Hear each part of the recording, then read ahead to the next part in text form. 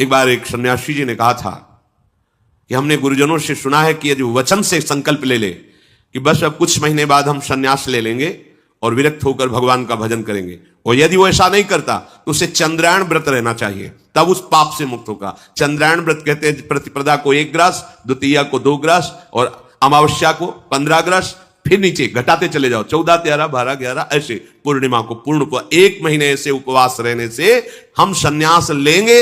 इस बात के अपराध का उसको सन्यास लिया नहीं, केवल घोषणा कर दी थी।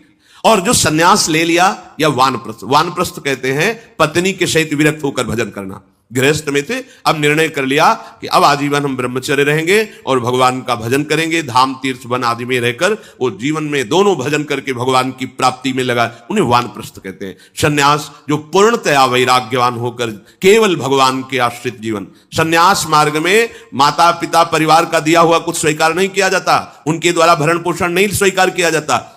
अगर स्वीकार करता है अपने धर्म से भ्रष्ट हो जाता है। ये मनमानी आचरण न शास्त्र स्वाध्याय है न सत्संग में श्रद्धा है। मनमानी आचरण से अध्यात्म मार्ग प्रकाशित नहीं होता।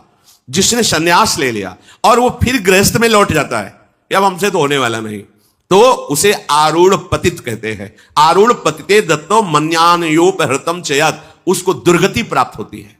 इसलिए होश में ये मार्ग ऐसा नहीं अब हमारा मन नहीं लगता, अरे अहो भाग्य है कि तुम्हारे भाग्य से विषय भोग मिटा दिया भगवान ने, तुम्हें परमार्थ का मार्ग दे दिया। जिसको छोड़ना कठिन है भगवान ने उसे काट दिया, चलो मेरे मार्ग में चलो। हम मनमानी आचरण नहीं, बिल्कुल नहीं।